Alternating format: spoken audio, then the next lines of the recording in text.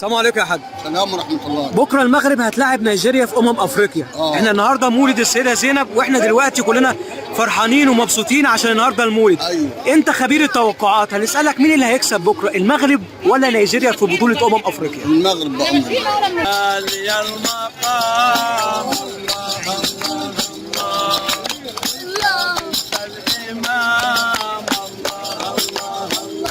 النهارده مولد السيده زينب في مصر، وهنسال الراجل الطيب ده خبير التوقعات مين اللي هيكسب بكره، المغرب ولا نيجيريا؟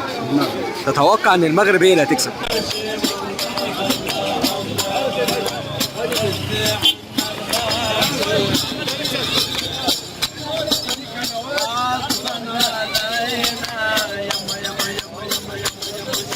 النهارده مولد السيده زينب في مصر، وهنسال خبير التوقعات مين اللي هيكسب بكره في افريقيا، المغرب ولا نيجيريا؟